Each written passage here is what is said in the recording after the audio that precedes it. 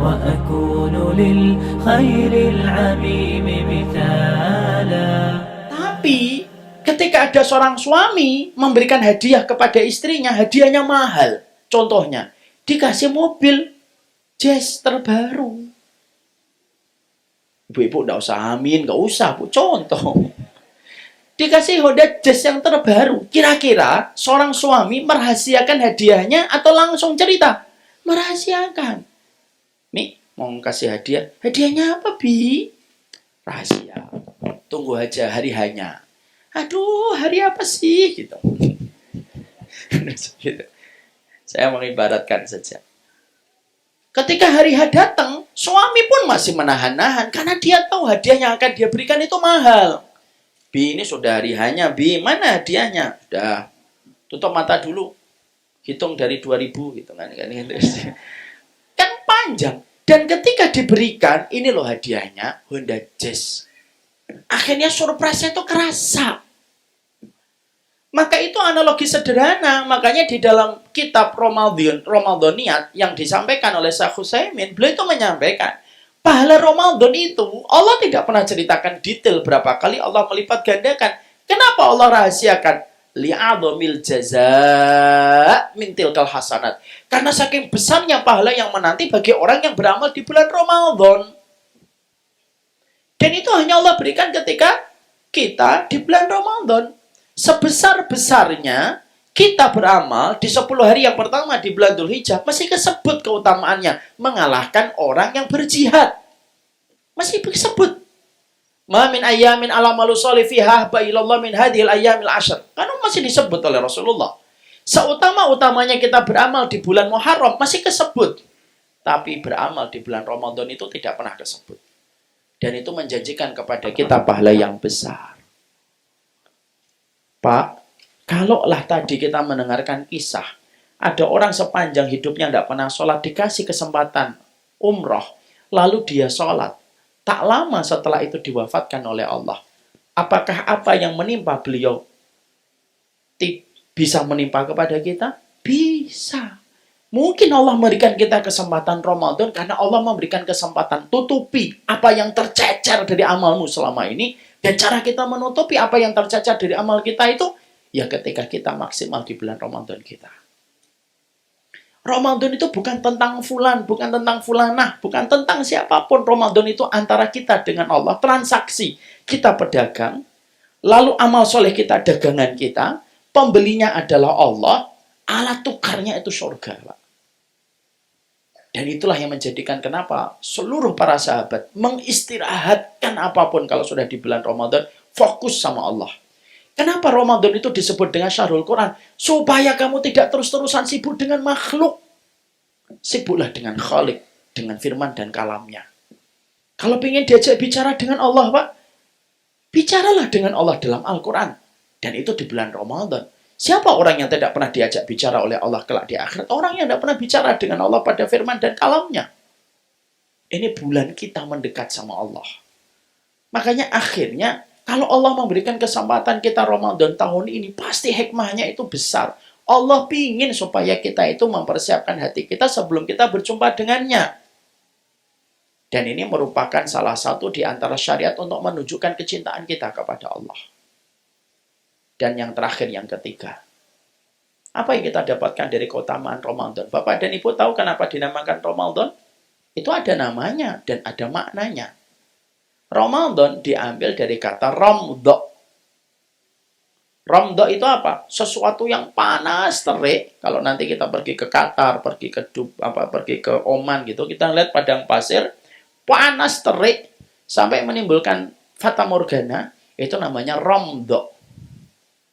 Ya, nanti kalau bapak-bapak jalan terus panas ngomong sama temannya, ini Ramdo ini, Masya Allah. Nanti temannya, wah pinter bahasa Arab antum sekarang. Cuma itu doang paling-paling. Lah panas terik itu namanya Ramdo. Lalu kenapa Ramadan itu dinamakan Ramadan? Lisyiddatir Ramdo.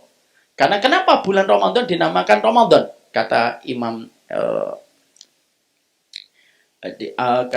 Syaukani di dalam Fathul Qadir dijelaskan. Karena dua-dua makna.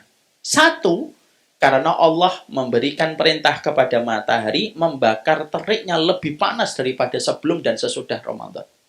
Makanya maaf ya Pak, kalau kita puasa sunnah, nggak sahur, biasanya biasa atau tidak biasa?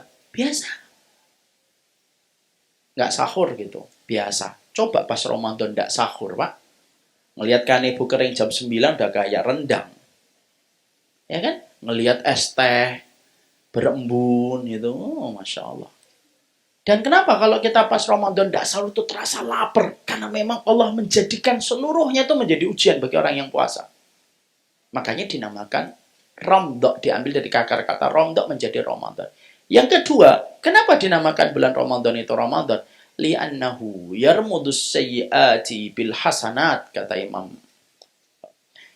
Syaukani. Karena sesungguhnya tidak ada terbentangnya waktu yang paling banyak Allah menghanguskan dosa kecuali di bulan Ramadan, Pak.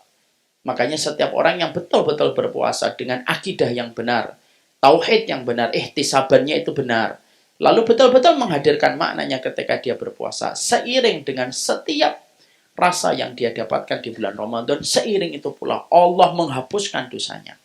Makanya tadi kata Imam Ibnu Katsir berkata, Allah tidak ada dua prime time yang paling banyak membebaskan manusia dari api neraka kecuali dua. Pada saat Arafah dan yang kedua pada saat di bulan Ramadan.